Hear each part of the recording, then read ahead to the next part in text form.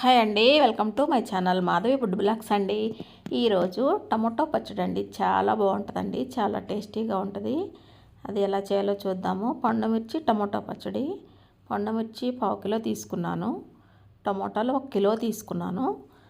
అవి మొత్తం కట్ చేసి ఒక కళాయిలో వేసేసి 5 టేబుల్ స్పూన్ ఆయిల్ వేసుకొని ఆ తర్వాత బాగా నూనెలో మగ్గనివ్వాలి. ఆ టమాటో జ్యూస్ అంతా వచ్చేస్తుంది కదా, అదంతా మగ్గిపోయే వరకు స్టవ్ మీద వేపుకోవాలండి. అవి మొత్తం అలా పెట్టేసుకొని మూత పెట్టుకోవాలి. మూత పెడితే తొందరగా ఉడికిపోతుంది. ఈ చట్నీ 1 నెల రోజుల పాటు బయట పెట్టుకుంటే 1 నెల రోజుల పాటు ఉంటుందండి. ఫ్రిడ్జ్లో పెట్టుకుంటే 3 నెలల పాటు ఉంటుందండి. ఇది చూడండి, వేగిపోయింది మొత్తము. కొంచెం వాటర్ ఉంది కదా, జ్యూస్ ఉంటుంది కదండి, టమాటా జ్యూసు, అది కూడా మగ్గిపోవాలి. అది మగ్గిపోయి మనం వేసిన ఆయిల్ పైకి రావాలి. చూడు, వాటర్ అంతా వెనికిపోవాలి. అదంతా వెనికిపోయిన తర్వాత, ఆ జ్యూస్ అంతా వెనికిపోయిన తర్వాత అప్పుడు మనం మిక్సీ వేసుకోవాలి. అది మనం వేసిన ఆయిల్ ఒకటే పైకి వస్తుంది, అప్పుడు మిక్సీ వేసుకోవాలి.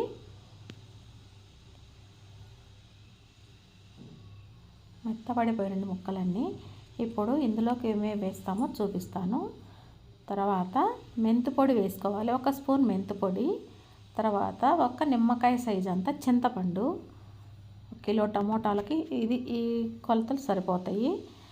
వెల్లుల్లి రెమ్మలు మన ఇష్టం అండి, నేనే వేసుకోవచ్చు. నేను ఒక 20 దాకా తీసాను. ఇది చింతపండు ఎంత ఉంటే సరిపోతుంది, నిమ్మకాయ సైజు అంతే ఉంటుందండి. అది ఇప్పుడు వేసేస్తే ఉడికిపోతుంది. దాంట్లో ఆ జ్యూస్ ఉంది కదా, ఆ జ్యూస్తో పాటు ఇది కూడా మెత్తగా ఉడికిపోతుందని వేసేసాను.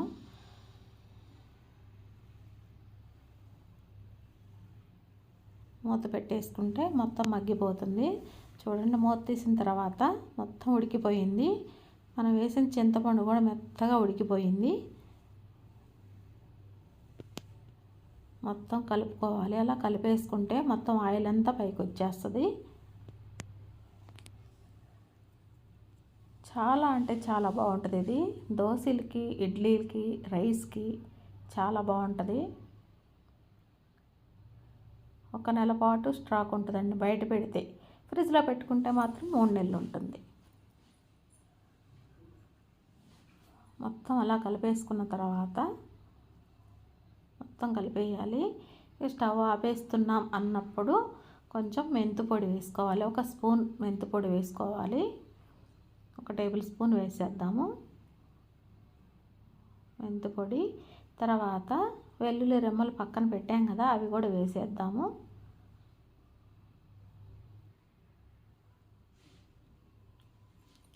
వెల్లుల్లి రెమ్మలు ఎన్నైనా వేసుకోవచ్చండి, నేను ఒక 20 వేసాను. ఆ తర్వాత మొత్తం కొంచెం అలా కలిపి స్టవ్ ఆపేద్దాం. ఇప్పుడు కలపొద్దండి, స్టవ్ ఆపేద్దాం. ఆపేసిన తర్వాత ఇప్పుడు జీలకర్ర వేసుకోవాలి. 2 టేబుల్ స్పూన్ జీలకర్ర వేసుకోవాలి. జీలకర్ర కొంచెం ఎక్కువ వేసుకోవాలి, బాగుంటుంది టేస్ట్. 2 టేబుల్ స్పూన్ వేసిన తర్వాత మొత్తం మిక్సీ పట్టేసానండి. చూడండి ఎలా వచ్చిందో. చాలా బాగుంటుందండి, చాలా ఈజీగా చేసేసుకోవచ్చు ఇది చట్నీ. తర్వాత ఇది పోపు పెట్టుకుందాము. ఒక కళాయి తీసుకొని అందులో 3 టేబుల్ స్పూన్ కంటే ఎక్కువే వేసుకోవాలి ఆయిల్. 3-4 టేబుల్ స్పూన్ ఆయిల్ ఎక్కువే పడుతుంది, చట్నీ కదా. తర్వాత ఆవాలు 1 స్పూను, పచ్చిశనగపప్పు 1 స్పూను, మినపప్పు 1 స్పూను, జీలకర్ర 1 స్పూను వేసుకోవాలి. తర్వాత 1 ఎండుమిర్చి కూడా వేసుకోవాలి. కరివేపాకు అవసరం లేదండి. మొత్తం వేసిన తర్వాత తాలింపు వేగాలి కదా, వేగిన తర్వాత చట్నీ వేసేద్దాము. వేగిపోయింది తాలింపు కూడా, చూడండి వేగిపోయింది. ఇప్పుడు చట్నీ వేసేద్దాము. అంతే, చట్నీ వేసేసి మొత్తం కలిపేసుకొని ఒక డబ్బాలో పెట్టేసుకోవటమే, అంతే.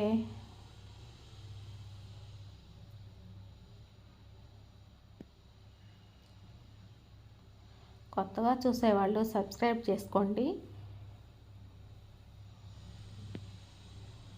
అంతేనండి, చాలా ఈజీగా చేసేసుకోవచ్చు, చాలా బాగుంటుంది, చాలా టేస్టీగా కూడా ఉంటుంది.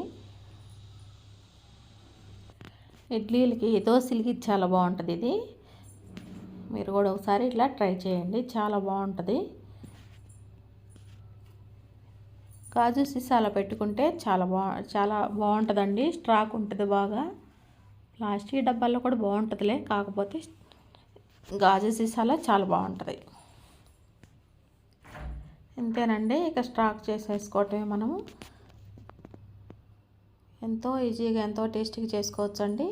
వీడియో నచ్చితే లైక్ చేయండి, షేర్ చేయండి, సబ్స్క్రైబ్ చేసుకోండి friends. Thank you for the watching. Thank you అండి.